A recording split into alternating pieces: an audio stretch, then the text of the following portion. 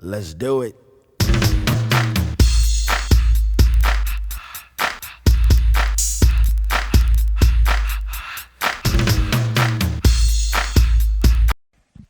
Last night, I was sitting on the couch, minding my own fucking business. I was watching Metal Mania on VH1. Metal Mania, Cleo. I think my dog is sleeping with its eyes open. Oh, no, she just moved her eyebrows. Dude, where the fuck did you just go? Huh? Cleo, whatever you're thinking about, it's going to be okay. All right? Anyways, you know what's weird? When my dog sees a squirrel through a window, it cries.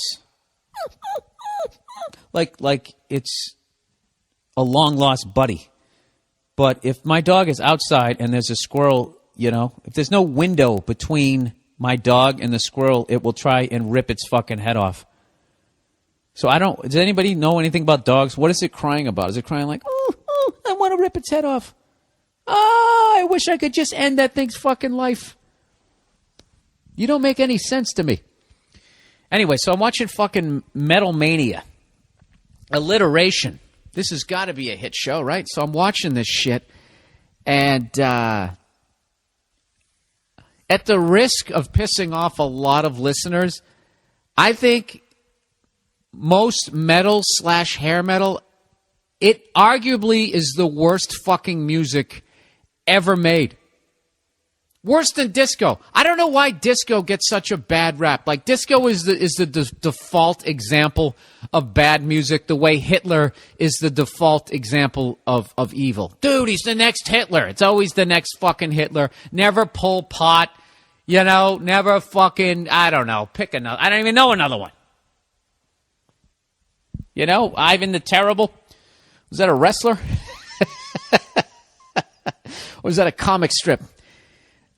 Horrible Hager. I don't fucking know. Right? See, I don't even have any other examples. Well, whose fault is that, Bill? There's a library right down the street. Oh, go fuck yourself. You know what I'm saying? Everybody always talks about disco and how bad disco was, and there just needed to be a change, man. Right? And then they'll talk about, the Police and all this new wave shit and the punk scene and all that. But what they completely fucking ignore is that right after disco, just immediately the mainstream then went over to, this fucking heavy metal music. That was better than disco. I think it's fucking worse. And I think all these times where they keep saying that there was a big change and that this quality music came out, I don't know if that happens. I think it just, Nirvana comes around and then 4 years later everybody's listening to fucking O-Town, or the mainstream is. It's just this long, tragic, just flat line of shit music. I was watching the shit last night, shit that I used to like, and my jaw was on the ground how fucking bad it was. It was horrible. It was so bad I was texting paragraphs to the sensation, Joe DeRosa. Capitol Records, the guy who built Capitol Records, Joe DeRosa. I'll get a little intimate here with you. I'll read you the text message I fucking wrote Joe. Oh, Joe, where the hell are we? Joe, hair/heavy metal is the worst music ever made. Disco gets a bad rap. Watching Metal Mania on VH1. Guns N' Roses, Queensryche, Wasp, Quiet Riot, David Lee Roth's solo shit. It's fucking god-awful. Yeah, I saw David Lee Roth on his Eat 'em and Smile tour. And I saw that video last night. Going crazy from the heat. That sounds like a song Wahlberg's character would have written with John C. Reilly in Boogie Nights. Remember that? He will rock you and he will roll you. It was that bad. Teenage Frankenstein? I'm a teenage Frankenstein. You're telling me that song is better than More Than a Woman? More more than a woman, more than a woman to me. You know, I think arguably it's, I don't know. I can't believe the shit that I used to watch. And like, I used to listen to this shit around chicks, you know, just hopelessly thinking that this would get me laid. Like they would think that I was some badass, like loner.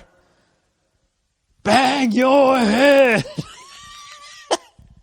I mean, the fact that I never got laid in high school, it just it went away right in that moment. It was like, this is what I was going to do.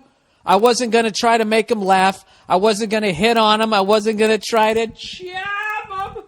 I was just going to play this music around him, and this was going to bring me to the fucking promised land, looking like a fucking teenage Ron Howard. That was my game plan. Is it any wonder I failed? Jesus Christ. And I remember I would be watching it on a big square TV. Just watch it. Lay it down. Lay it down. This fucking horrific fucking music. And my dad would come in and just have his face would just be all twisted up going, Jesus Christ, what the fuck are you listening to? You like this shit?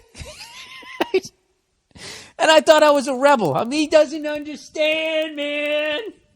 You know what? He totally understood. He totally understood. My dad called it back in 83. Called it jungle music. Said it's a bunch of shit. He told me straight up. He came in, he was like, son, this music you're listening to is fucking horrible. And there was all this shout at the devil. Is anybody really going to sit there and defend that fucking song? Do-do-do. Do-do-do. Do-do-do. Do-do-do. Do-do-do. Do-do-do-do-do. You could fucking a 5-year-old could write that on a xylophone. Shout at the devil. Never knew why we were shouting. You know? Blackie Lawless. Blackie Lawless. That was his show name. And he took a radial arm saw and he cut the blade in half and put one blade on one of his forearms and one on the other on these leather, I'm going to do a bunch of dishes in an evil way gloves. And we all thought he was crazy. Dude, can you imagine if he gave you a forearm shiver? It was just, and he used to throw fucking raw meat into the crowd. A couple of them did that. That's why that Lady Gaga covering her clam in that fucking pastrami, it's just been done. You know, comes out in that fucking egg from Mork. I don't know. I've seen the nasally whore act my whole fucking life, you know. Those fucking chicks with the big noses, they can, you know, that's like white people's answer to the big black girl who can sing in church. The chick we bring to that fight is it's the white chick with the big nose. White chicks with big noses can sing. I don't know what it is. Barbara Streisand, it's a riot to sing, right? I don't know. It's like their nose is like that dome at the top of all those concert halls. There you go, Bill. Try to spit it out, you dumb fuck. But I want some emails, people. I want people try to tell me how round and round love will find a way. Just give it time. I mean, tell me the musical validity that has over, like, disco. That all those people probably at Comiskey Park, when they blew up those disco records, like fucking 5-6 years later, that's what they were listening to. Nobody's fool, nobody's fool, nobody's fool. I'm no fool. That was a hit. That was a hit in the 80s.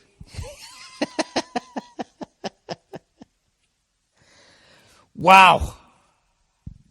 Do I owe my dad an apology?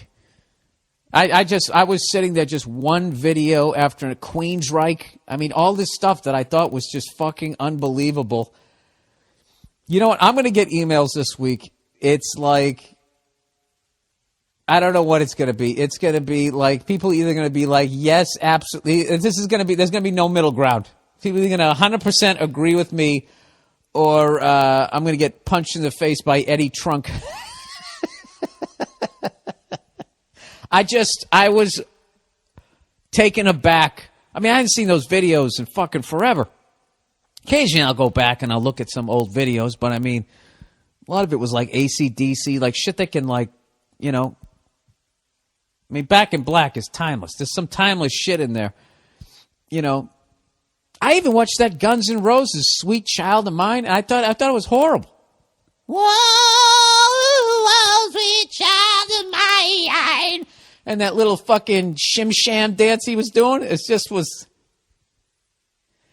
Oh, and then the emotion he tried to have in the end. Whoa, whoa, whoa, mine. Right, and then he kind of closed his eyes like, I really went somewhere. When I was just fucking horrible. You know, I was right there. I helped hold it up. Oh, Def Leppard, pour some sugar on me. I hated that when that fucking came out.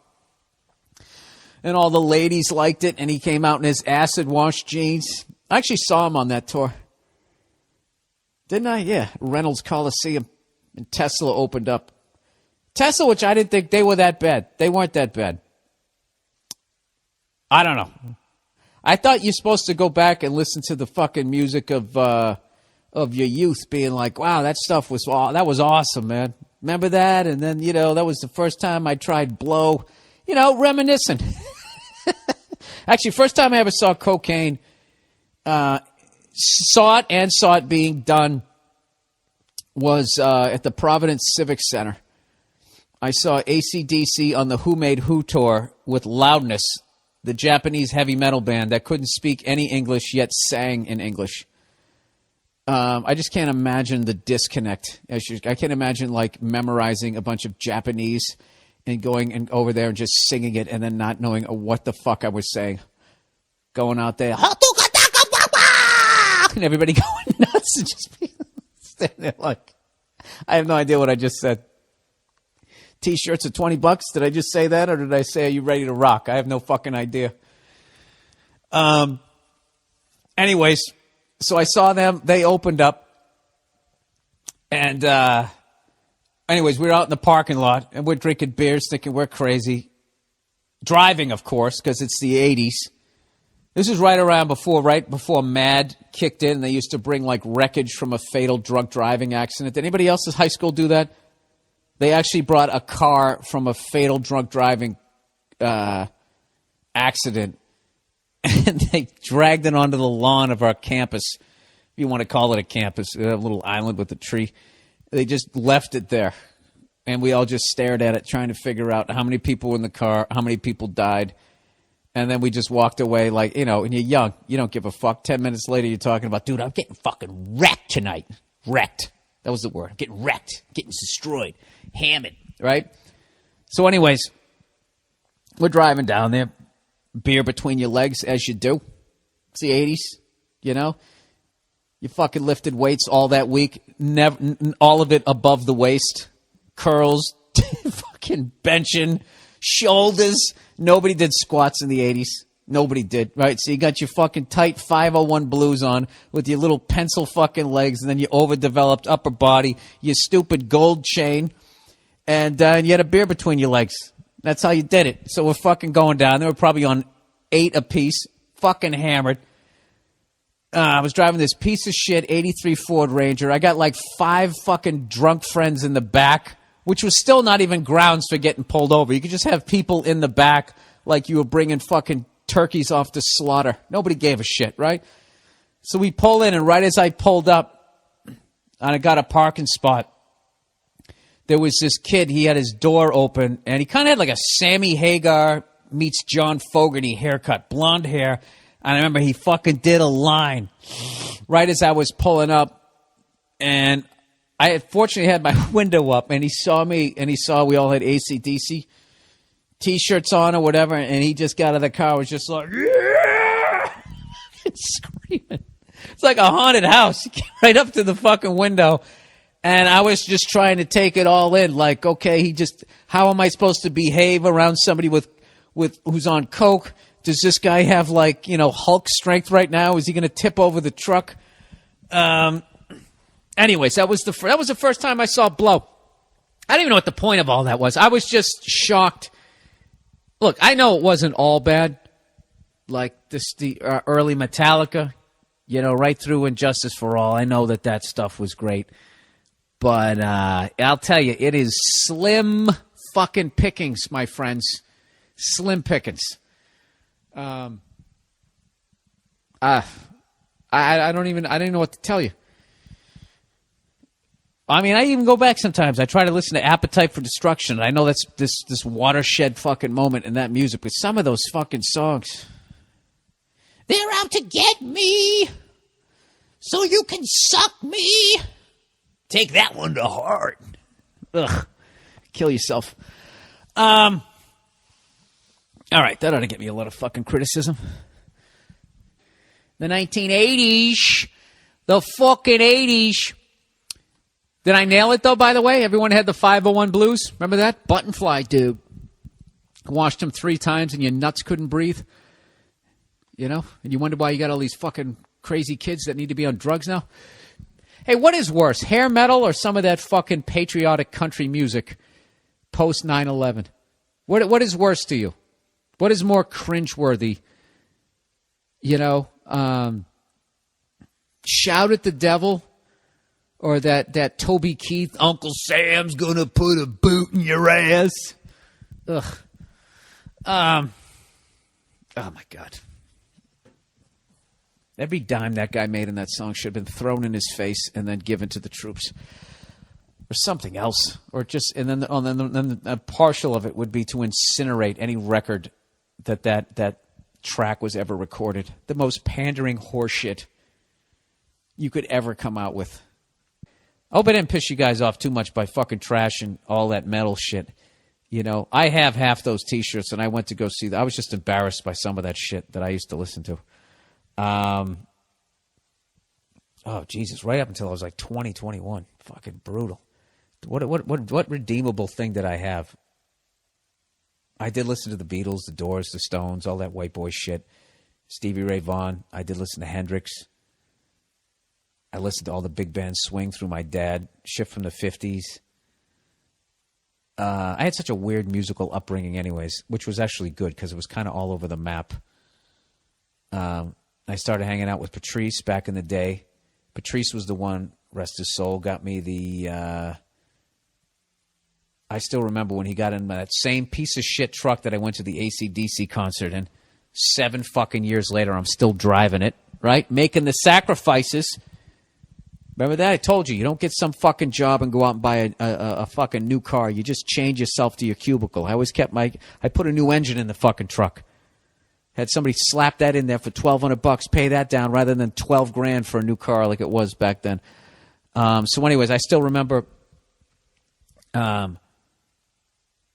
swinging by, picking Patrice up and going into Nick's, and he had the cassette tape of Ready to Die, and him putting that in, telling me that this guy was going to be the next guy. And then through all of that, like, he cured me of all the rap that a white kid liked who lived in a cul-de-sac. And he showed me all of that shit. So I had that whole background. All that stuff fucking held up. But the fucking metal that I listened to. I even watched like Lawrence Welk when I was a kid. One of the creepiest shows ever. Even that was fucking thrown in there. And it's funny, like fucking almost 40 years later, I'll be walking down the street and all of a sudden Winchester Cathedral will be going through my head. Winchester Cathedral, bo-do-do-do-do, you're bringing me down. Am I really going to sing this? You could have done something, my baby left town,